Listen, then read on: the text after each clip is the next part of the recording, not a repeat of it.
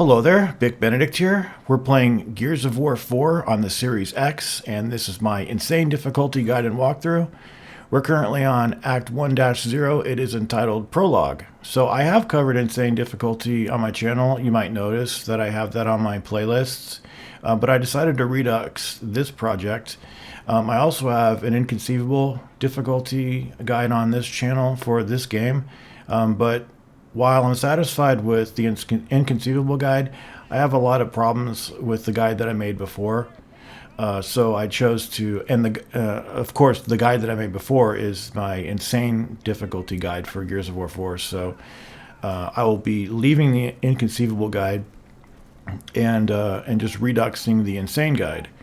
Now, between you and me, I feel that insane is more difficult than inconceivable for several reasons. One of which is that even though you take slightly more damage, and you can really only take slightly more damage because any more than that would just put you to death in a blink of an eye.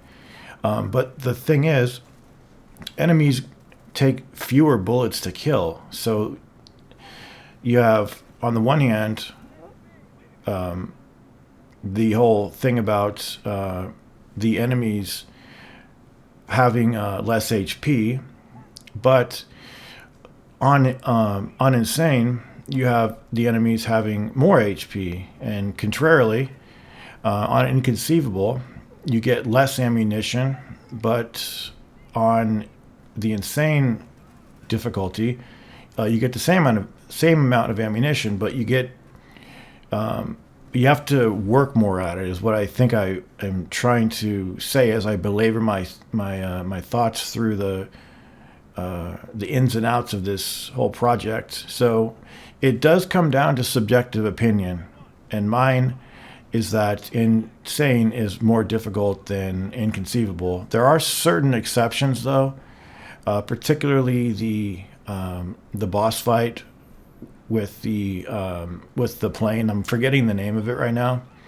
but there's a horrendous section with the plane, the boss fight, and while there are a couple, like maybe one or two areas where I do feel inconceivable is harder, because they've altered the way that, for instance, that plane works. So you have to work a lot harder to make not as much progress, and you get put down faster. And it doesn't have much to do with the enemies having less health, because it's a boss fight and you're dealing with component parts. But it definitely is not an objective fact that you can state one is higher than the other. But in my case, it doesn't really matter, because I have the inconceivable guide on my channel, and I've gone through both, and now I'm going through this a second time, and I can safely say that insane difficulty, in my opinion, is harder than inconceivable. With, of course, the caveat that on inconceivable, there are some rough times, but there are only one or two of those. I just feel that if you're putting enemies down faster, despite the fact that you get less ammunition, it's just not as hard as having the regular amount of ammunition and needing to work more at killing the enemies who have more HP. So it's going to come down to a purely subjective opinion on your part as you're playing through these. I would recommend playing through them both and arriving at your own conclusion. I've already arrived at mine because, as I've mentioned, I've already covered Insane back in 2016, and I covered Inconceivable in like 2018, 2019. So I've ran through the mill, as you could say, and I have definitely determined that in my use case and in my personal experience, Insane's harder. Bottom line, like through and through. The one or two exceptions on Inconceivable notwithstanding, Insane's harder. So we're coming up on a deplorable, absolutely redeemless turret section coming up over here. And what is going to happen is that you're going to be going on the turret, and you're going to have to know when to jump off the turret. Obviously, when your Death Omen, goes to near max bleed out, you want to jump off. But even at those times, you can still get put down. So you want to play a very careful game of knowing when you need to jump off of the turret, because it's better to jump off too early than too late. Otherwise, you'll get killed. So we have some pretty shitty weapons at this point. I do not like the Retro Lancer for the fact that I don't like its reticle. I don't like the Hammer Burst reticle. So a lot of the guns that I don't use in this game, they come down to my dislike of the gun reticles. Most of the reticles are the same. Don't get me wrong, but there's one or two that they've adjusted that I don't appreciate. But bear in mind, the Retro Lancer is far stronger than the Lancer or the Custom Lancer. I love the Custom Lancer. I always want to get the Custom Lancer because I just feel like it's aesthetically superior. But on this section, don't go for the guy on the top. See him up there? You want to hit one of those exploding barrels and bring him down. And then try not to shoot these barrels over here if you can help it. I know this is wild and chaotic. But then you want to head over to the right and forestall any enemy movements over here. And you will get bombs thrown at you, frags. You will get enemies rushing right up to you. Horn winders, I guess you'd call them. Even though they're not really horn winders, are they? They don't skulk up to you implacably, making progress. They just charge like a football player will charge you and try to sack you like you're the quarterback. And I don't think that happens this time too much, but I do remember getting a frag thrown at me over here. But just bear in mind that this game starts off brutally difficult, and it starts off brutally unfair. And what I mean by that is you can get hit while you're in cover, which is unacceptable in any Gears game. But aside from that, though, you have the upper hand if you can play it smart and keep your patience. Something like this is more a test of patience than it is of skill. Here we have a charger. These are always really scary moments. But the enemies with the Marxes can, I think, one-shot you, just like the enemies later in the game with the Embar can one-shot you.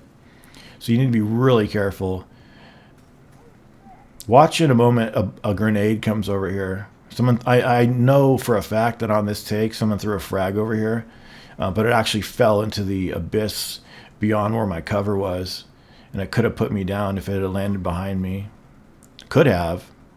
This is Gears of War 4 on Insane. It would have. Yeah, the guys with the Marxes shoot so fast that you can never shoot that fast.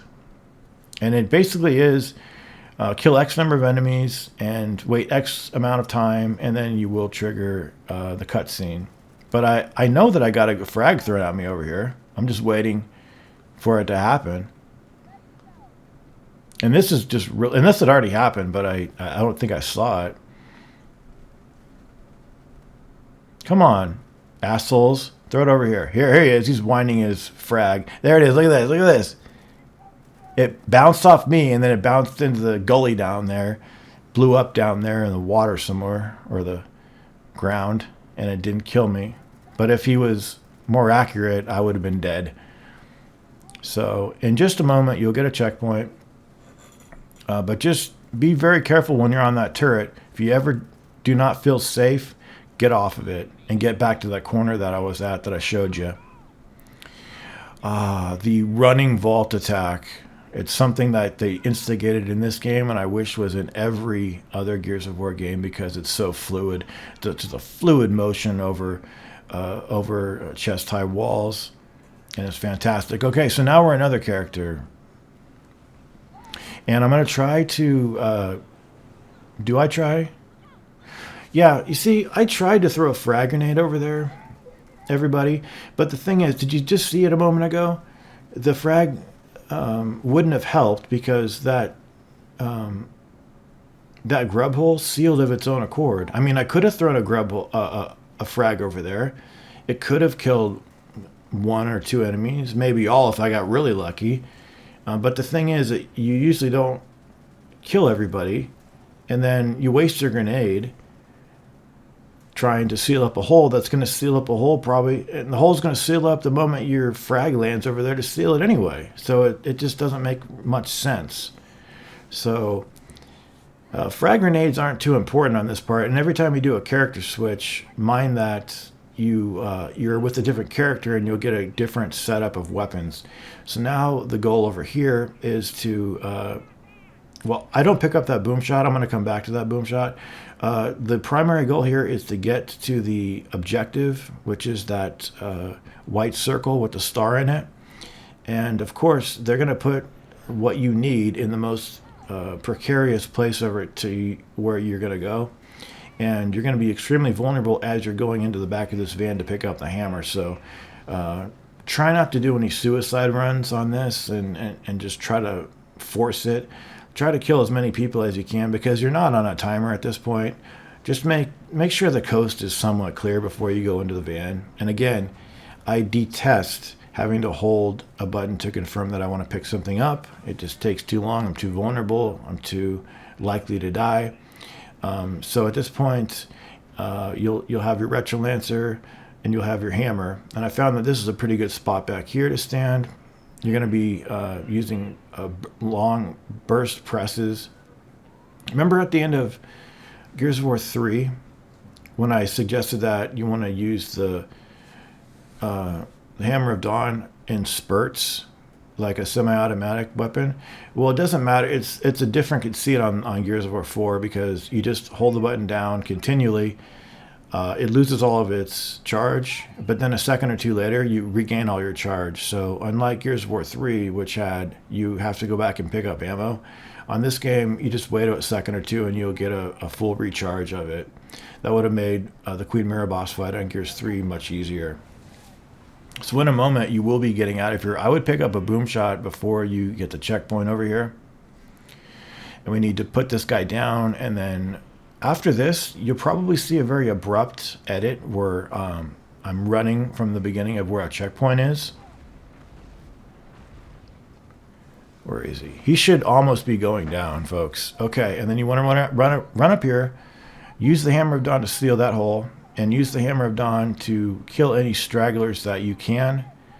Bear in mind, though, that there's going to be a lot of boomers coming up here, thirsting for your blood, of course. And if you can get some Hammer of Dawn shots off on them, it needs to be more or less direct impact. If not, you need to move the aimer as close as you can to the bodies of those enemies. But I just want to warn you, this chapter is brutal. It's absolutely brutal. And the game is not like this. It's not always so brutal like it is on this, and it always has a semblance of being fair, where on this prologue, this early mission, it's not fair, because if you're in cover, you should not be getting hit, with certain exceptions. If people got a beat on you from a good spot that they could reach you at from a certain diagonal, where you are exposed, that's fair for the enemy. But as far as it being fair for the player, there is not much consistency, at least on this chapter. Okay, and things do get better. Like the next chapter with the DBs, I deplore those sections as well. But once you start learning about the transformations that the cog underwent, and you start fighting the swarm, the game really turned into more traditional Gears of War fighting. Okay, so that's the last checkpoint cleared up. And now what's going to happen is you're a medic now. And over here, I'm not sure what to do. I think I pick up another Lancer to give myself some more ammo. Then I'm going to climb up here. And then as you get out here, remember you have a few checkpoints up here. So once you saw down the door,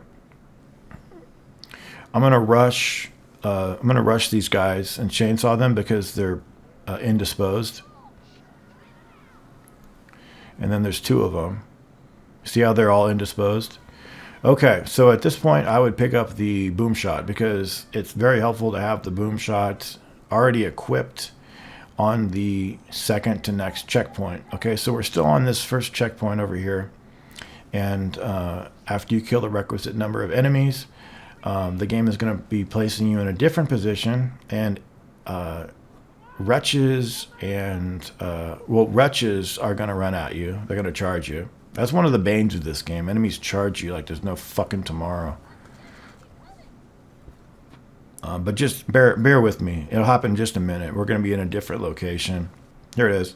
So you've got several, well, I guess just 2 of the wretches. They need to be taken care of. You have grapplers, but they're hard to shoot the grapple off before the actual grappler can get up onto the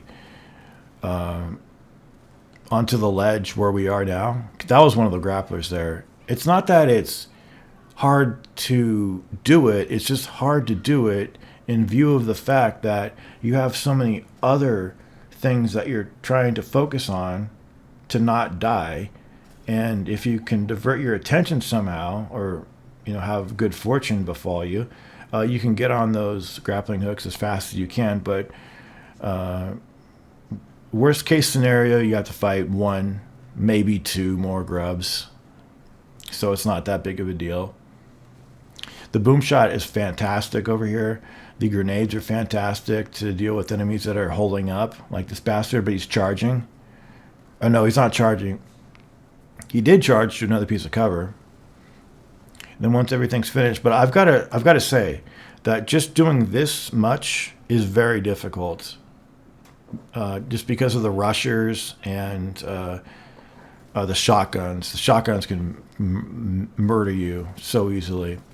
Now, I am going on the turret. I thought I would never go on the turret again, but when I went on the turret this time, I wasn't even getting hit. So don't think I'm cheating or anything. I just had good luck over here. But anytime now, that cog icon is going to go on the screen, meaning I'm going to be bleeding to death and, forthwith and almost needing to restart the entire chapter. So remember, you don't have a checkpoint yet.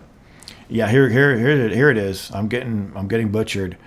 So the only thing you have to do here, if you want to do absolutely nothing, is you can just stay back here the whole time, never go on the turret, and wait for the explosion of the light mass bomb. Okay, so if you do not want to go on the turret, and hell, I wouldn't blame you, because what you saw on the turret, in my case, was me not getting shot too much. But sometimes you can get shot up in ribbons, and it could kill you instantly. You have to restart that checkpoint. So, bottom line, if you want to do nothing, do absolutely nothing. Cower in the corner. You're not a coward, but just cower there and wait for the light mass bomb to go off, and you'll win. Because that's all it is. It's a timed sequence. And what risks you want to take going on the turret, well, those are going to fall to you as to what risks you want to take. I think I've spoken enough about the prologue. We'll have many more videos where we can speak about the minutia of this game and my likes and dislikes.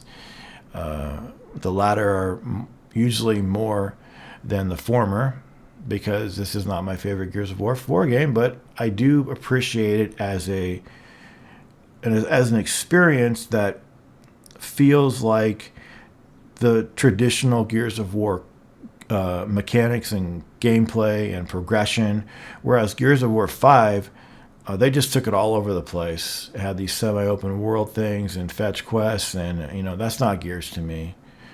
It just isn't, and I'm not sure what it is to you, but to me it definitely isn't. So at the risk of verbosity, I think I will take my leave from you now and wish you the best on the prologue, and then we will see each other in the first official act. It'll be 1-1, and until then, please take care.